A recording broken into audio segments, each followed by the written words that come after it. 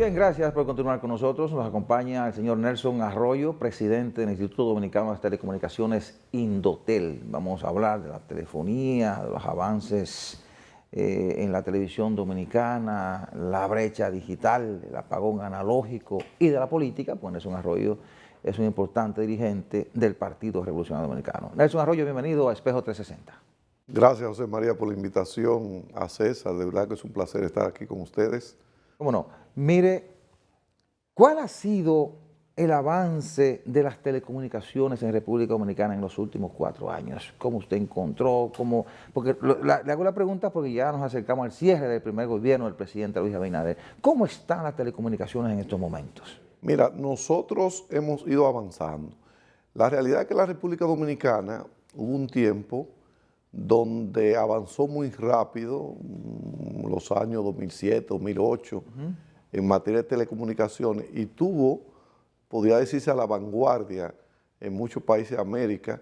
Sin embargo, hubo un tiempo de descenso, podría hablarse quizá del 2014 para acá, y ese fue el panorama que nosotros encontramos cuando iniciamos nuestra gestión al frente del Instituto Dominicano de las Telecomunicaciones. Entonces emprendimos una serie de acciones para tratar de relanzar el sector. Una de las cosas que hicimos fue la licitación para implementar la tecnología 5G, que aunque está en cierne, es la tecnología del futuro. ¿Hay zona con 5G? Sí, no, ya hay una gran parte del país, pero todavía hay ajustes que hacer, como por ejemplo que la gente tenga un aparato compatible con nuestra tecnología. Las prestadoras están incluso ofreciendo el plan sin costos adicionales y se va a ir avanzando. También trabajamos desde que llegamos y seguimos trabajando para de una vez por todas implementar la televisión terrestre digital en la República Dominicana y ya estamos preparados para que en corto tiempo tengamos por lo menos el primer bloque, porque no vamos a poder hacer el país de un solo golpe, sino dividido por sectores, y el primero incluirá desde San Cristóbal, el Gran Santo Domingo y el este del país. Y luego avanzaremos hacia el norte y posteriormente hacia el sur. Ya ahí se han distribuido las famosas cajitas. Sí, ya hay 450,000 cajitas en esta primera fase distribuida y 90,000 más. Y se van a licitar ya 400,000 más, un poquito más adelante, que con esa entendemos que podemos cubrir el territorio nacional. Hemos avanzado mucho en lo que tiene que ver con el cierre de la brecha digital. Estamos ejecutando en este momento el proyecto más ambicioso. Por primera vez desde el Indotel se despliega redes de telecomunicaciones por el órgano regulador, porque tradicionalmente eso solo lo había hecho el sector privado. Pero nosotros lo estamos haciendo en toda la región sur del país, llevando fibra óptica a los municipios que no lo tienen, lo que va a conllevar que el cierre de la brecha sea una realidad. Pero además, que a la vez que llevamos este despliegue de infraestructura, garantizamos en gran medida el acceso, porque una de las cosas que incluye ese programa es el subsidio en gran parte de la demanda de los sectores carenciados. O sea, es que la población tenga por 399 pesos un 15 mega de velocidad. O sea que hoy mucha gente tiene, lamentablemente, y por eso la calidad del servicio, porque tienen paquetes de 5 megas, cuando ya los estándares internacionales señalan que para que haya una condición mínimamente óptima debe superar los 10 megas. Ahora mismo, ¿cuál es el nivel de la brecha? Bueno, a nivel de telefonía móvil la brecha es poca porque tenemos cubierto el 92-93% del país. A nivel de telefonía fija es un poco más amplia, pero la brecha está más acentuada en lo que tiene que ver con la región sur del país.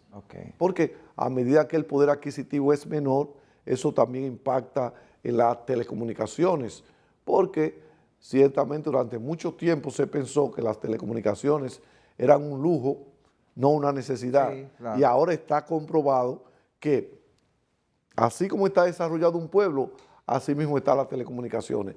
Mientras menos telecomunicaciones hay, menos conectividad hay en una región, menos desarrollo tiene. Bueno, cuando usted lleva internet a una comunidad apartada, usted está poniendo sobre las manos una serie de herramientas a jóvenes que están estudiando que ahora no están a su alcance. Por ejemplo, nosotros llevamos conectividad a una comunidad que se llama Sabana Real, en la frontera entre República Dominicana y Haití. Wow. O Arroyo Grande, en la provincia del Ceibo. Entonces, esos son avances importantes que hacemos. Y por ejemplo, también hemos llevado antenas para telefonía móvil a punto del país que no la tienen. A veces las cosas no marchan a la velocidad que uno quiere, porque por ejemplo, lanzamos una licitación para 5 antenas y fue declarada desierta porque no le interesó a la prestadora participar, porque como yo le decía a una de las prestadoras, digo, es que ustedes no deben pensar solo en ganar dinero, también ustedes deben tener una vocación social, y yo no entiendo por qué ustedes no participaron en esta licitación. Doctor, fíjese, indefectiblemente el espectro o éter, ¿verdad?, por donde se transmiten las señales, es propiedad del Estado. Así eso no está sujeto a discusión. Sin embargo, uno observa de que sectores interesados se aprovechan y explotan eso más allá de lo que es permisible. Me hago entender. Por ejemplo, por ahí fluye todo, la telefonía, la imagen de televisión, ¿verdad?, etcétera. Y hay una ley también de telecomunicaciones que ha organizado eso, porque hubo muchos escándalos en otra época, en la cual hasta hubo canales que eran del Estado y llegaron a mano privada. Todas esas cosas las sabemos. Ahora, el asunto es que ahora vemos que hay una brecha, lo que se llama la brecha digital, que se impone a lo análogo. Es decir, hay que reducir eso porque el modernismo se impone. Eso no lo puede detener nadie. Lo que yo veo es que eso tiene un costo que es un poco elevado. Entonces, yo veo que el Estado es el que tiene que correr prácticamente con todo eso. Cuando uno ve que el sector privado prácticamente no aporta la gran... Sí, no sé si estoy equivocado, pero en lo que aspecto de infraestructura, por ejemplo, aquí hay una cantidad enorme de televisores análogos y eso se va a cambiar, como es lógico, la famosa cajita, ¿verdad? Sí. He oído hablar de eso hace mucho tiempo, pero no veo, aunque yo sé que se está haciendo un trabajo en estos tiempos que está avanzando, que usted me explique, le explique al público, si eso usted entiende que ya es algo que está del otro lado, como dice el pueblo, que ya vamos a disfrutar de ese modernismo, ¿verdad?, que es necesario. César, la inversión tradicional en el país la ha hecho el sector privado. Pero yo decía ahorita que es la primera vez en la historia que el Indotel va a desplegar redes de telecomunicaciones en el país. Ciertamente no ha sido el Estado el que ha hecho las grandes inversiones.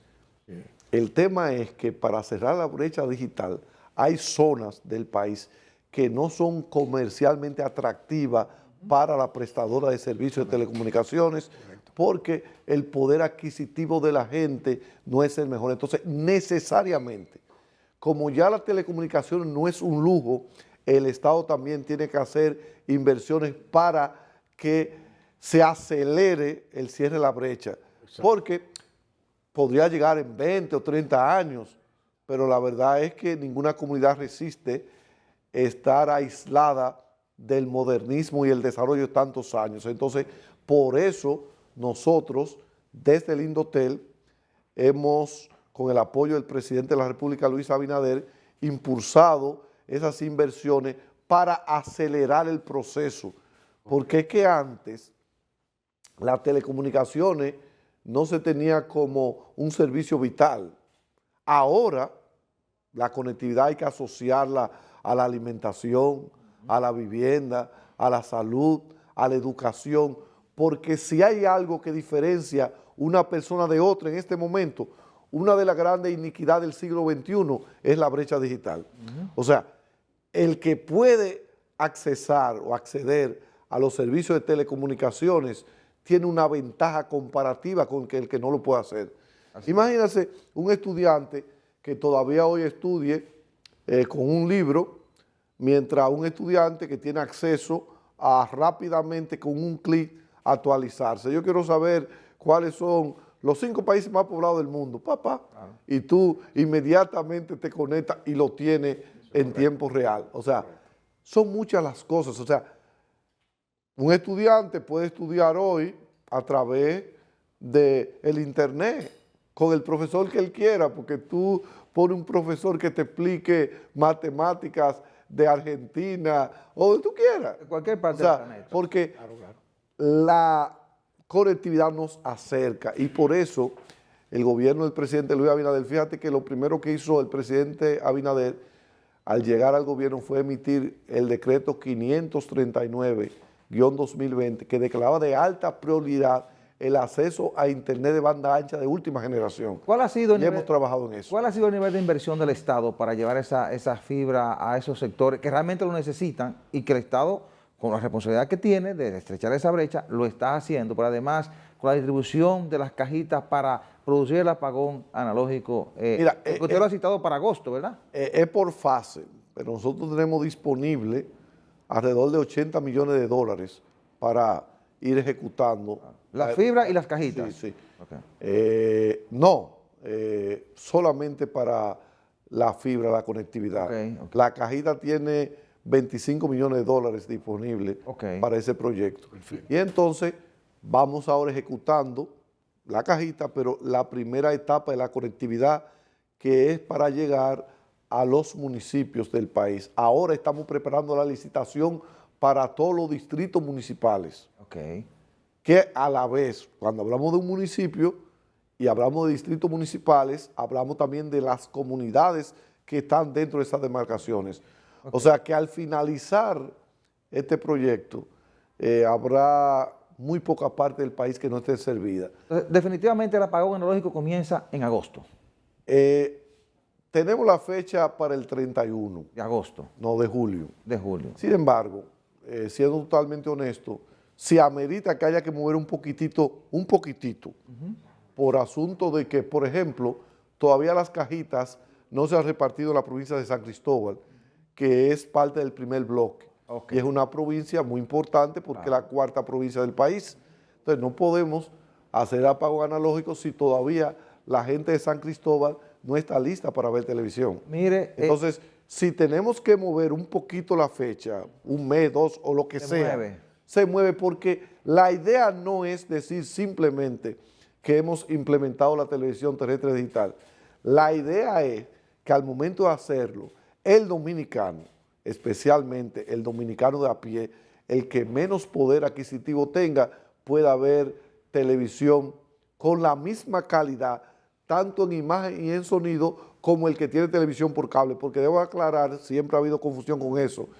La televisión terrestre digital no es para el que ve televisión por cable. Ese está resuelto. La idea de la televisión terrestre digital es que la persona que ve televisión por antena vea televisión con la misma calidad, tanto en imagen como en sonido, como el que tiene cable. Ahora, veamos la otra parte. ¿Cómo se han preparado los dueños de canales para lo que viene? Sí, se ha avanzado bastante bien. Hace un mes tuvimos con ellos una reunión para pasar revista, porque a todo esto lo que pasó fue que se habló por primera vez de televisión terrestre digital en la República Dominicana en el año 2010, con un decreto. Pero del 10 al 16, que vino el segundo decreto, posponiendo, no se hizo nada. Y del 16 al 20, que nosotros llegamos, tampoco se hizo nada. Nosotros inmediatamente llegamos, conformamos una mesa técnica con nosotros, con los dueños de canales de televisión, y hemos seguido paso a paso, con un cronograma, dándole seguimiento, consensuando los puntos que tenemos que consensuar, porque esto no se trata de una imposición, como yo le digo a la gente. Volviendo un poquito atrás, con la política que ustedes están desarrollando, los pueblos donde viven las personas de más bajos, escasos recursos económicos, tendrán internet barato, tendrán una conexión real, igual que las personas que están en grandes ese es en el punto de la conectividad, para no confundirlo con televisión. No, pero voy un poco porque atrás. tú sabes que había gente confundiendo las cajitas de la televisión con la cajita de internet. Es cierto. Entonces, indudablemente que con el plan de conectividad que llevamos, te reitero, una gente podrá tener un paquete subsidiado, o sea, va a pagar, pero una parte muy pequeña, y podrá tener un servicio que mientras a otra gente le cuesta 1.000 o 1.200 pesos, a ellos le va a costar 399. ¿Habrá un subsidio de parte del Indotel? De parte del Estado Dominicano Ok. a través del Indotel. Mire, un asunto importante. La última gran competencia que se produjo aquí entre las telefónicas fue cuando entró Altiz. Y yo recuerdo que cuando el presidente de Altiz, llamaba creo que venía de France Telecom, entró al aeropuerto de las Américas, dijo, aquí va a cambiar todo. El internet de aquí no sirve, a partir de ahora esto va a cambiar. Entonces, yo no observo como esa gran competencia entre las telefónicas. ¿Qué ha pasado? ¿Se han puesto de acuerdo o realmente cada telefónica ofrece porque todo me parece igual? Me parece el servicio que ofrece Altiz, que ofrece Claro, me parece el mismo y cuando usted analiza la tarifa es prácticamente la misma. Se pusieron de acuerdo como han hecho los que producen cemento en el país. Yo no puedo evaluar así públicamente el servicio de cada uno. Pero no hay competencia, Pero sí digo que el gran salto que dio el país fue precisamente cuando hubo nuevos entrantes, que eso dinamizó el mercado, generó más competencia y provocó que la calidad aumentara. Puede ser que estén en su zona de confort, ¿verdad? Sí. Y por eso es que nosotros desde el Estado Dominicano estamos impulsando cosas que hagan que el asunto pueda renovarse y relanzarse. De ahí que tener disponible la tecnología 5G que nos coloca ahora a la vanguardia tecnológica en Centroamérica y el Caribe, porque somos el primer país centroamericano y caribeño con esta tecnología disponible y de los 3 o 4 primeros países de Latinoamérica. O sea que eso nos devuelve un poco, pero ciertamente comparto contigo, yo he estado tratando de incentivar, porque recuerde, esto es un libre mercado. Sí, claro. La gente cree que nosotros podemos decir, no, usted va a vender a tanto, eso no existe en un libre mercado. O sea, esa no es la función del ente regulador. Pero de manera persuasiva nosotros siempre estamos tratando de impulsar que haya un mejor desarrollo y que, por ejemplo, al momento que se hagan las mediciones internacionales, nosotros podamos aumentar en el ranking. Porque ahora la verdad es que producto de que muchos de los paquetes que la gente adquiere son de baja calidad. Por eso hay tanta queja, porque mira que lo que pasa. Una gente te contrata 5 megas. 5 megas apenas te da para usar WhatsApp y cosas mínimas. Pero si tú quieres bajar contenido, video, estudiar online, etcétera, etcétera, hay 3 dispositivos conectados en una casa, con 5 megas tú no lo vas a hacer. Lo que sí es, Entonces, es control de parte de Indotel con eso. La gente no diferencia entonces eso y dice, el servicio es malo, pero es que tú tienes contratado un servicio que realmente no cubre eso. O sea, para tú tener ese tipo de internet de calidad, entonces tú debes tener necesariamente sobre los 10 megas y 20, 30, 40 o 50 megas que permita que en tu hogar se puedan conectar varios dispositivos a la vez. Porque, y esa es la ventaja, por ejemplo, del 5G, que el 5G permite que un estadio se puedan conectar 60.000 personas sin que se degrade la calidad del servicio. Es un gran avance. Para irnos a la pausa y al regreso conversar sobre la política, ustedes sí tienen un control sobre el servicio que ofrecen las telefónicas. ¿Tienen un monitoreo para garantizar que el servicio sea eficiente? Claro, hacemos monitoreo, pruebas para medir el servicio que dan. Y te reitero, muchas veces la gente ha reclamado cosas y se da cuenta que lo que contrató no le daba para más, pero la gente entendía que sí que tenía derecho.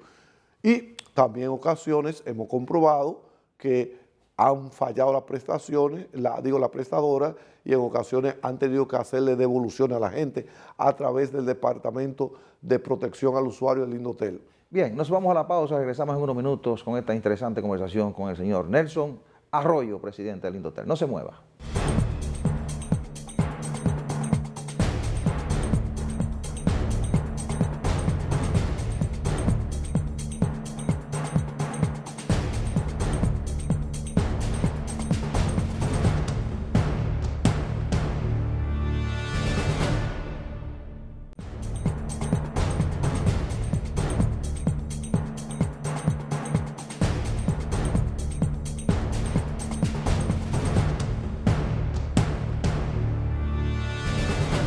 Continuamos con esta interesante conversación con Nelson Arroyo, presidente del Indotel y miembro de la dirección política del Partido Revolucionario Moderno. Nelson, ustedes lograron una extraordinaria victoria en las pasadas elecciones. Tienen el poder de todo en la República Dominicana. Eso implica también una gran responsabilidad. ¿Han evaluado ustedes la victoria? ¿Por qué el pueblo decidió darle todo el poder al presidente Abinader del Partido Revolucionario Moderno? Sí, lógicamente hemos pasado un balance del porqué de esta situación y ciertamente podemos decir que esto se debió al factor confianza que genera la administración del presidente Luis Abinader. Okay. Y también de lo desorientado que tuvo la oposición política. Y dividida. Sobre todo. Mire. Porque está determinado que un gobierno en la República Dominicana no pierde una reelección si no hay crisis económica o política y mucho menos pierde frente a una oposición dividida.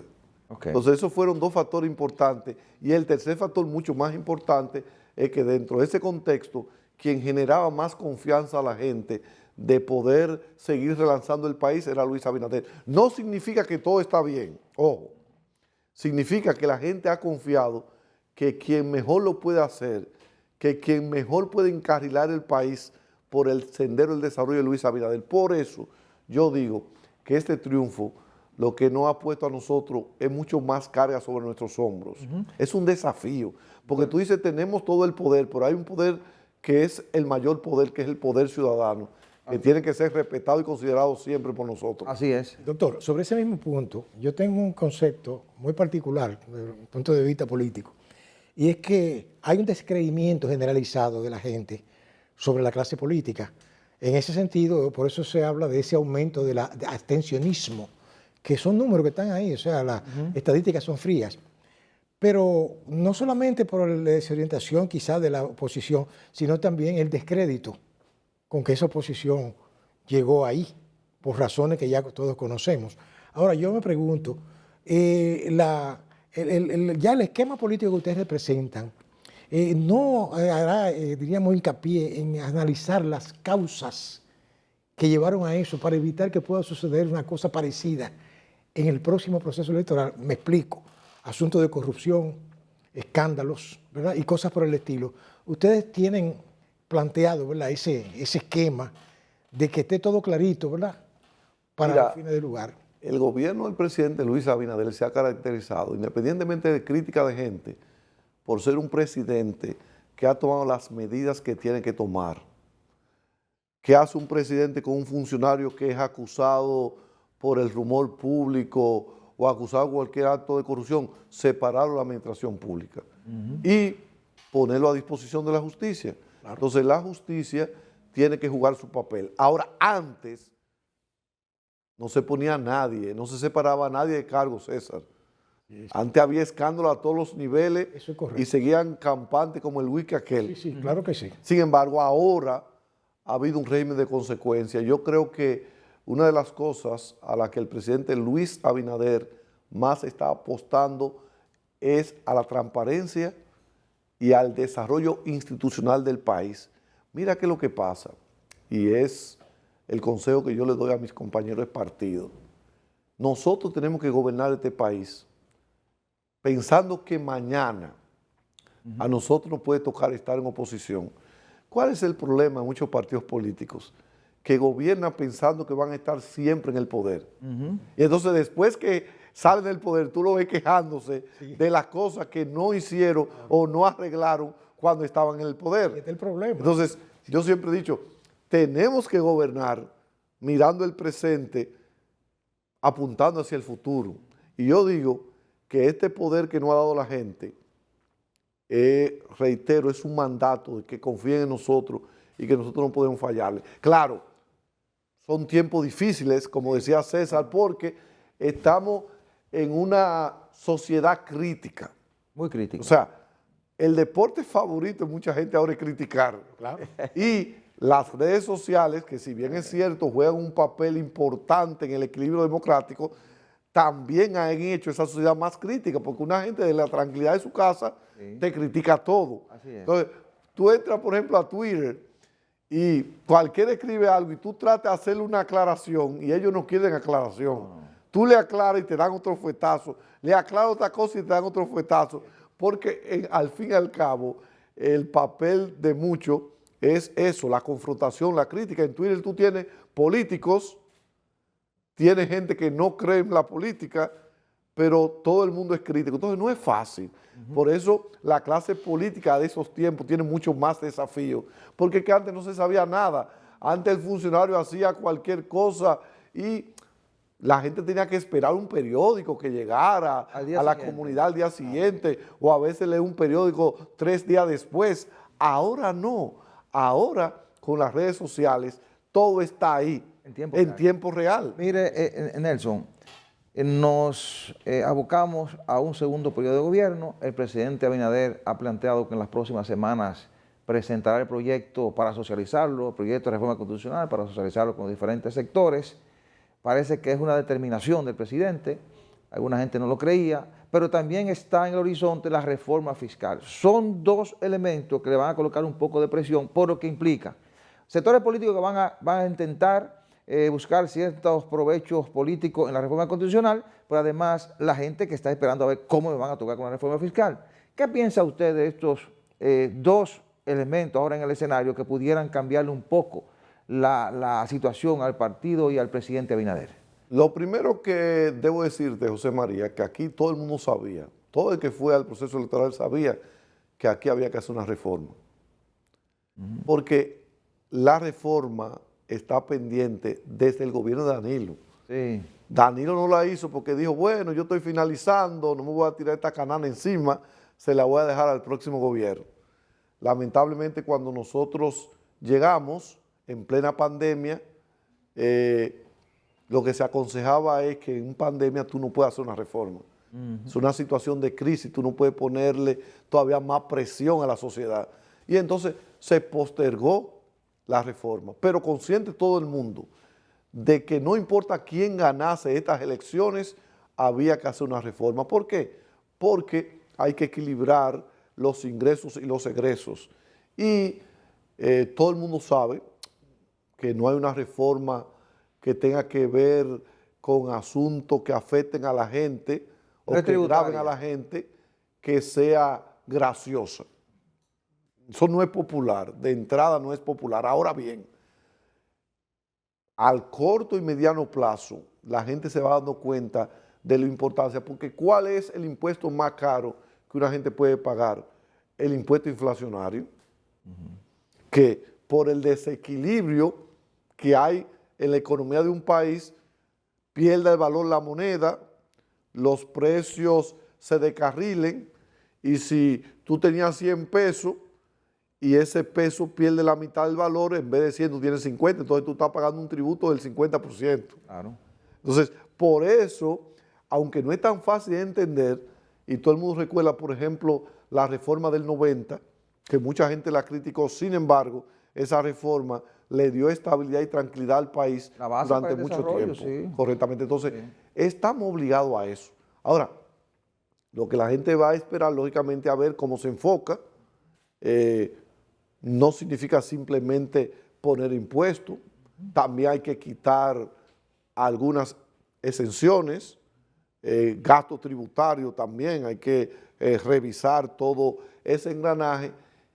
Y yo pienso que aunque en principio la oposición se va a cuadrar para criticar, porque lógicamente van a tratar de ganar capital político, por eso el expresidente Fernández no quiso reunirse con el presidente Abinader, porque está pensando ya en el 28.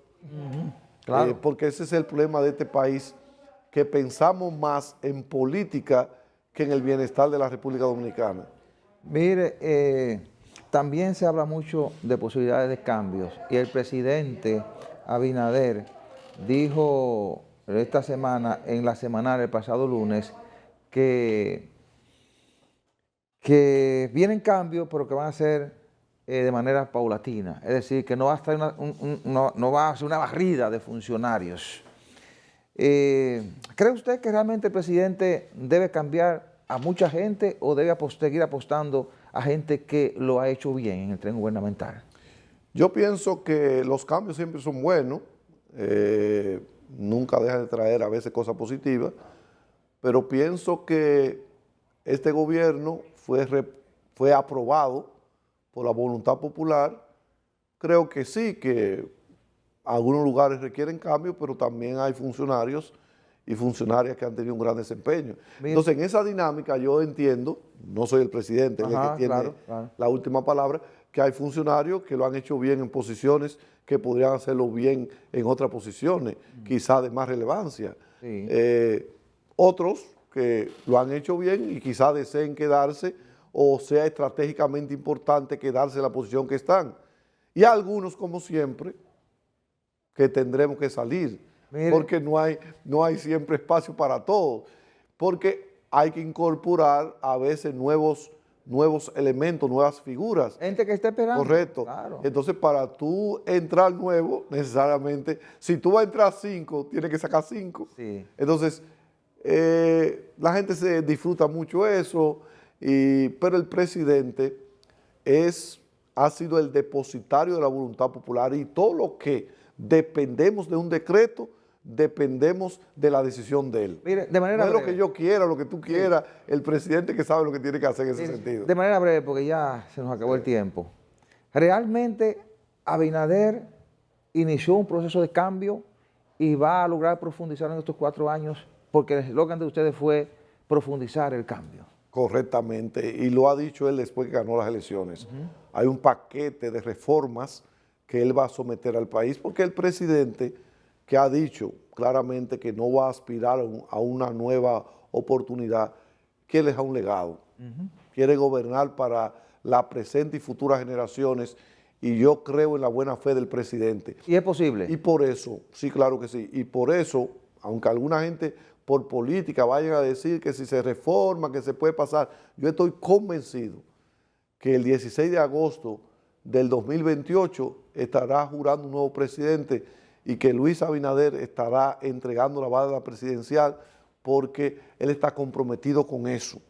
Y yo no veo en el presidente Abinader, nunca he visto un hombre con ambiciones simplemente de gobernar. Bueno, gracias a Nelson Arroyo, Gracias a presidente del Indotel y miembro de la dirección política del Partido Revolucionario Moderno. A ustedes, muchísimas gracias por la atención prestada, la cordial invitación para el próximo domingo a la misma hora y por este canal. Buena suerte, buenos días.